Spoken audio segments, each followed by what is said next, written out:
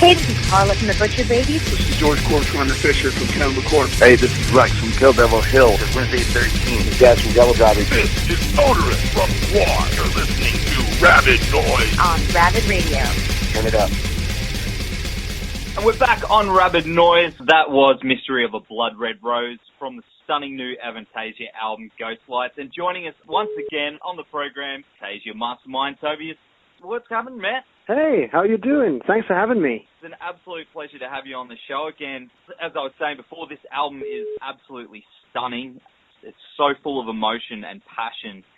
You've just got to be absolutely proud of it, man. Well, thank you. Well, that's nice to hear.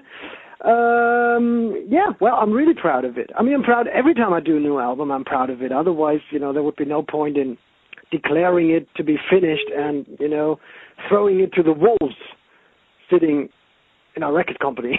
No, it's I'm really proud of it. And this time I have I always have a good feeling when I deliver a record, I have to say, but this time I get a lot of positive feedback, and I mean positive feedback. I mean, positive is very underrated. It's not underrated, but it's I don't know how to explain, but I get very good feedback, and I have the feeling that we have something very, very, very special here, and that's something good because when you do an album, you never approach it as, oh no, I have to do something special. I mean, this is not the Olympics. You don't say, oh, I want to beat the benchmark of last time. It's just you want to do something that touches you, and that's pretty much all you want to do. And when it gets so much feedback, so positive feedback, that's great. It's well-deserved, too. I know you work really hard on your music, and it definitely shows. But the idea for me, sitting down to write an epic symphonic rock opera album like Ghostlights, it seems like it's such an overwhelming task. I mean, where the hell do you even start? Is it like with a basic outline of a story, or is it like a riff? That's a difficult question. It's a huge mess. I pretty much that's what I imagine God to be like when he started, creating everything. That sounds megalomaniac, doesn't it? It's just you start from a white piece of paper, and then it's a huge mess in your head, and you have an idea of a topic, not a real storyline. You have an idea of a topic. You have in your subconscious, you know what you want to say, you know which direction you want to go, but you never really know where the story drags you. And that's for the music as well. You have song ideas. It starts pretty much with a chorus, and you say, oh, this could be a chorus for the next Avantasia album. It started right after I finished working on the Space Police album for Ed Guy. The next song ideas I had, I thought like, wow, this could be Avantasia, and that sounds like Avantasia, it feels like Avantasia, and I already had defined the setting of the story that began with the Mystery of Time, and previous Avantasia album, and you have a setting and you have a topic, but you never really know where the story drags you. And then it all happens in a big mess. You write a chorus and you think, oh, that's a great song idea, and you put it together, and all of a sudden it becomes an epic, eerie, Broadway-ish ballad, and you have it and you think, who could be the vocalist for this one? You go through your own record collection and think, oh, it could be Dee Snider, and he's going to play a bogeyman who is portraying some voice in the dark that is evidence for perception becoming reality, something that materialists will argue, who will say, okay, either something is there and you can touch it, or it's not and you cannot touch it. But I say, if you are afraid of something and you perceive something is there, it's an evidence of something being there. So, okay, I just try to explain the character of Dee Snider in that story. So I was going through my record collection and I thought, Dee Snider could be the right singer for that song that would become The Haunting. And then, it comes together and you ask Dee Snider and he does it, and the song takes, again, a little different direction, and it's all a big mess. And the exciting thing about doing something like Avantasia is everything can happen at any time.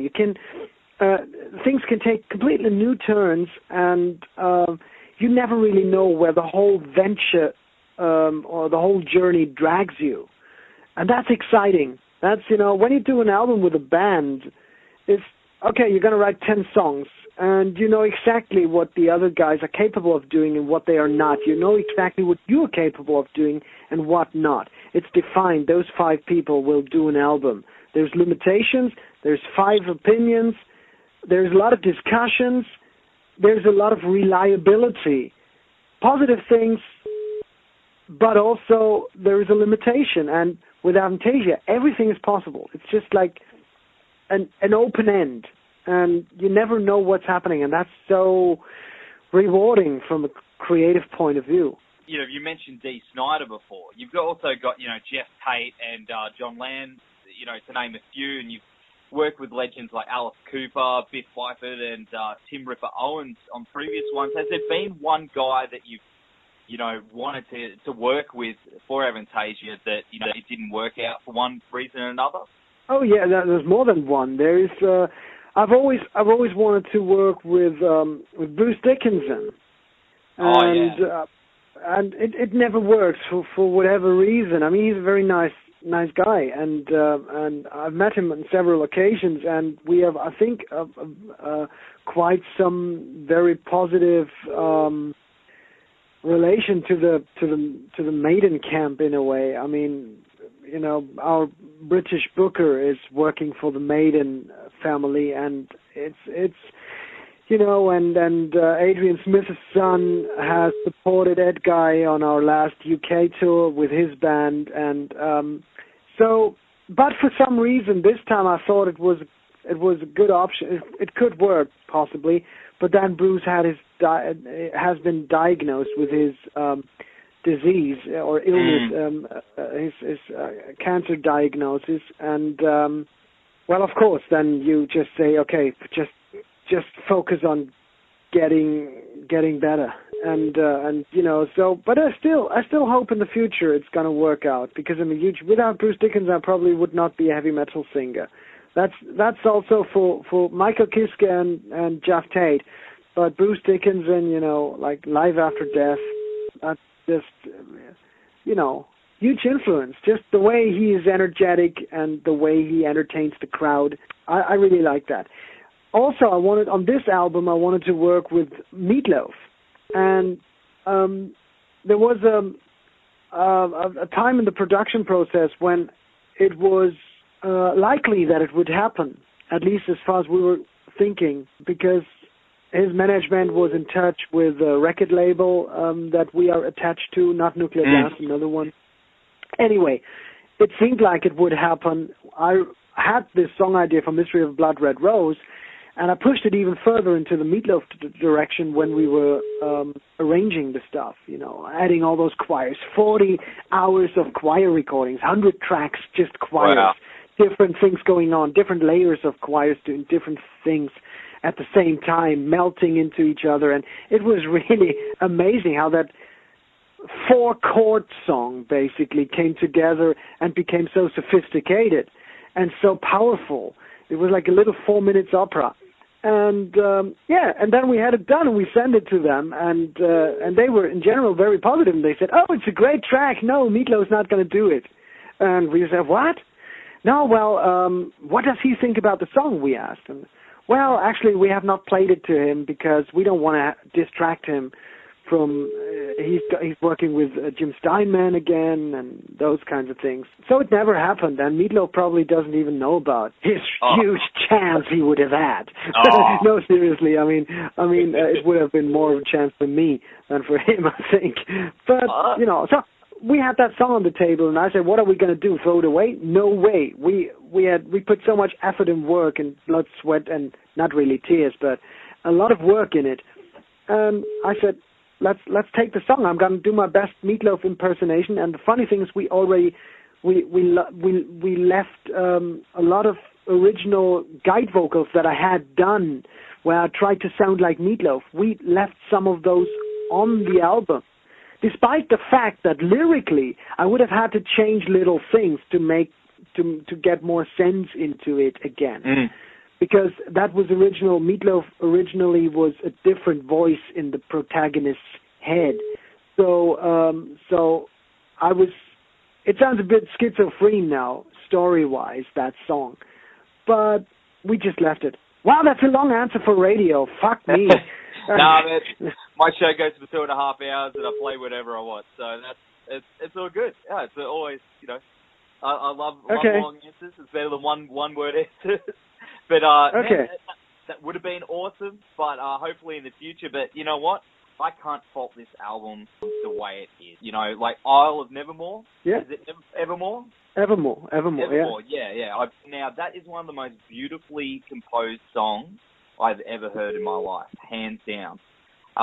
Thank you very much. I'm going to tell Sasha, because I have to say, sorry if I interrupt you, but I have to say Sasha really did a great job on Isle of Evermore. I had the idea of making, he gave it that cold, heartbreaking Ice Queen atmosphere. And I'm not talking Ice Queen Within Temptation, the song, but the Ice Queen, the fairy, the evil fairy. He gave it that cold, sinister atmosphere, and he made the whole arrangement.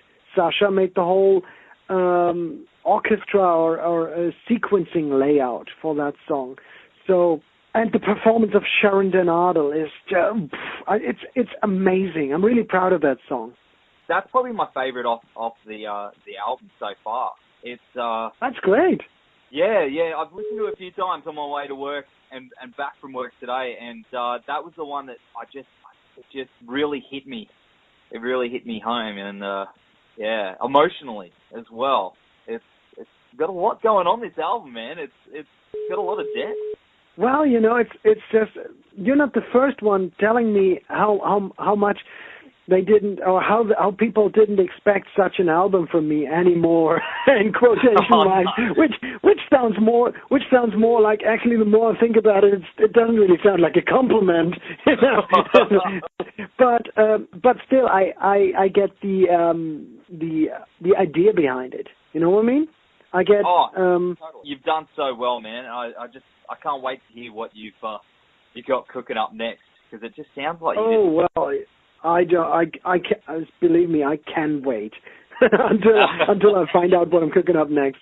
I think I have to go because I have so many other people to call in Australia. Of course. It's today's Australian Press Day, and I'm saying live on the air that I have to go. Isn't that weird? Isn't that? I wish you could hang around a bit more, but I do understand. You've got plenty more press to do, and it's always a pleasure talking to you. And I wish you and all the best for 2016, my friend. Thank you very much. Thank you. And I hope, even though I may not come with Avantasia to Australia this time, I hope that one day it's going to happen, and I hope rather sooner than later I'll be back with that guy in Australia, because it's been quite a while, and it's really I want to come back. And that's not a lie. Everybody knows I love Australia. I just don't love your animals.